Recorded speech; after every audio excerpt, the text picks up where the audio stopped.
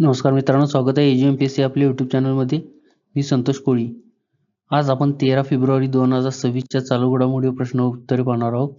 या आपण व्हिडिओमध्ये अशा प्रकारचे सर्व महत्त्वाचे असे प्रश्न आपण या व्हिडिओमध्ये कव्हर करणार आहोत. त्यामुळे व्हिडिओला शेवटपर्यंत नक्की पहा आणि चॅनलवर नवीन असाल तर चॅनल सबस्क्राईब करायला विसरू नका. चला तर सुरू करूया. आजच्या व्हिडिओचा पहिला प्रश्न आहे आपला, कोणत्या राज्याने स्त्री सुरक्षा योजना सुरू केली?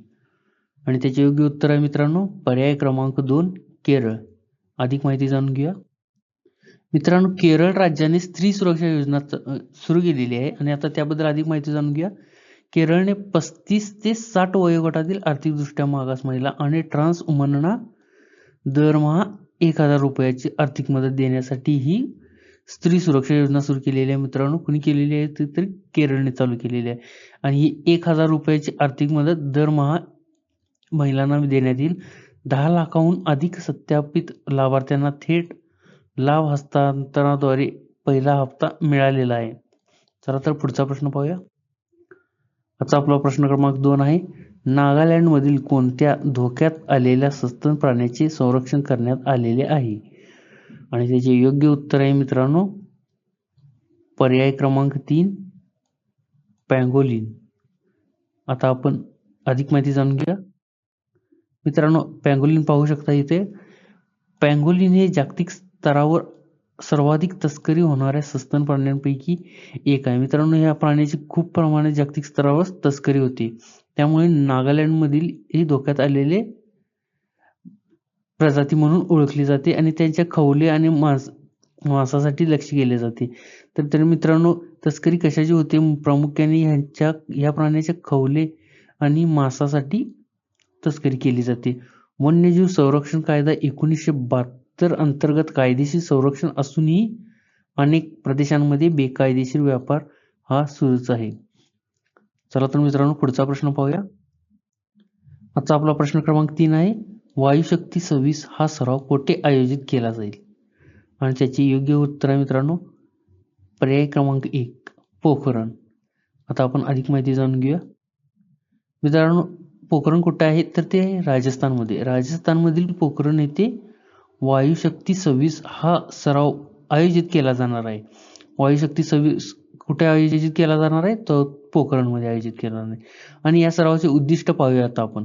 या सरावाचे उद्दिष्ट काय आहे तर भारतीय हवाई दलाची ऑपरेशनल पोहोच, हवाई क्षेत्रातील प्रभुत्व आणि मानवतावादी मदत मोहीम पार पाडण्याची क्षमता यांचे प्रदर्शन करणे हे या वायुशक्ती 26 चे प्रमुख उद्दिष्ट आहे. चला तर आता आपण पुढचा प्रश्न पाहूया. मित्रांनो, आजचा आपला प्रश्न क्रमांक 4 आहे, कोणत्या राज्याने विधानसभेतील आमदारांची उपस्थिती नोंदवण्यासाठी AI आधारित फेशियल रेकग्नायझेशन सिस्टीम चालू केलेली आहे? आणि त्याचे योग्य उत्तर आहे मित्रांनो पर्याय क्रमांक 4 आंध्र प्रदेश. आता याबद्दल अधिक माहिती जाणून घेऊया.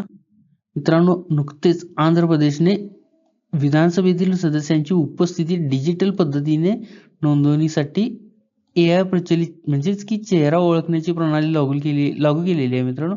म्हणजे विधानसभेतील सदस्यांची उपस्थिती आता डिजिटल पद्धतीने होणार आहे आणि यात गैरहजेरी रोखणे आणि पगारी गैरहजेरीशी संबंधित चिंता दूर करणे हे या उपक्रमाचे प्रमुख वैशिष्ट्य आहे. चला तर पुढचा प्रश्न पाहूया. आजचा आपला प्रश्न क्रमांक 5 आहे, भारतातील पोस्ट ऑफिसद्वारे म्युच्युअल फंड उत्पादने वितरित करण्यासाठी कोणत्या संस्थेने पोस्ट विभागाशी भागीदारी केली? आणि त्याची योग्य उत्तर आहे मित्रांनो पर्याय क्रमांक 2 NSE. आता अधिक माहिती जाणून घेऊया.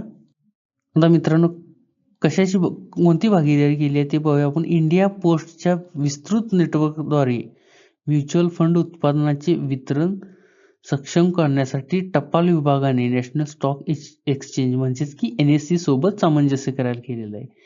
तर मित्रांनो, काय आहे? पोस्टाच्या विस्तृत नेटवर्कसाठी आणि म्युच्युअल फंड उत्पादनाचे वितरण सक्षम करण्यासाठी NSE सोबत सामंजस्य करार केलेला आहे आणि ह्या उपक्रमाचा उद्देश टपाल कार्यालयाचा व्यापक पोहोच आणि विश्वासार्ह उपस्थितीचा फायदा घेऊन विशेषतः कुठं तर ग्रामीण आणि निमशहरी भागात म्युच्युअल फंड गुंतवणुकीपर्यंत पोहोच वाढवणे हे या भागीदारीचे प्रमुख उद्दिष्ट आहे मित्रांनो.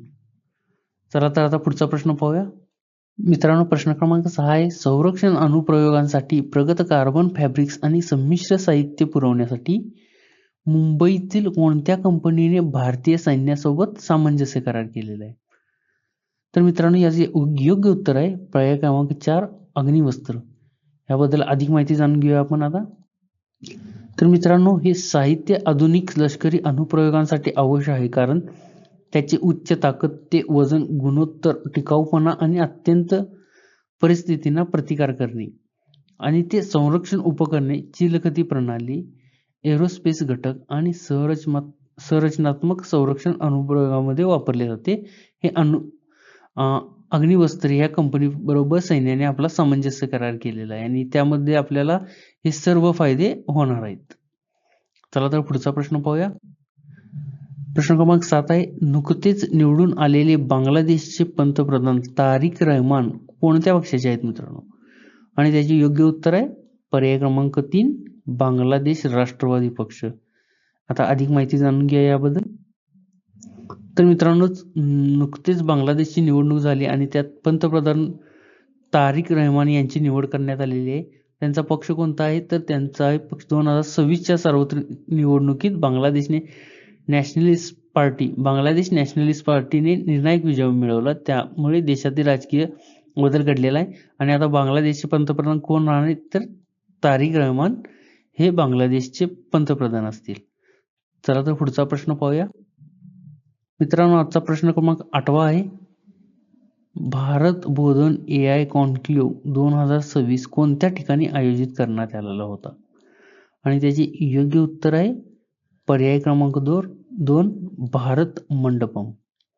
आता अधिक माहिती जाणून घ्या.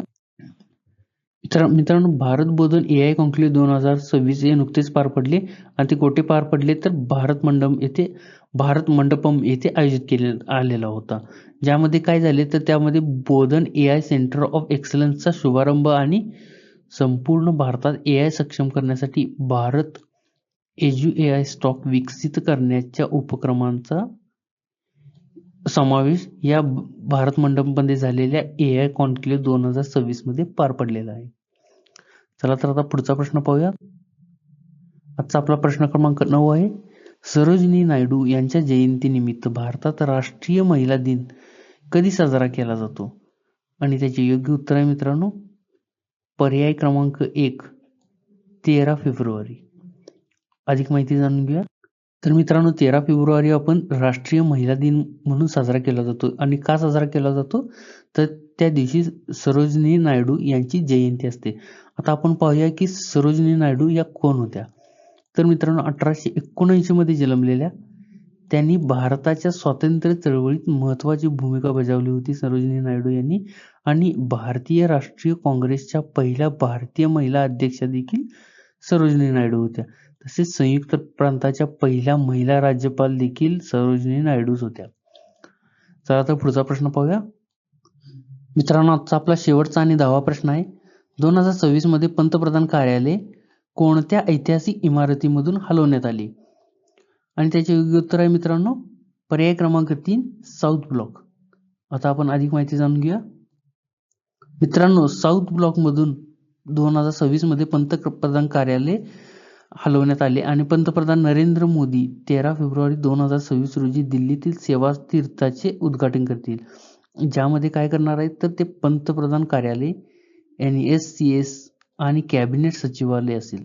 नवी दिल्लीला राजधानी म्हणून 95 वर्ष पूर्ण झाल्यानिमित्त कर्तव्य भवन 1 आणि 2 चेही उद्घाटन नरेंद्र मोदी करणार आहेत.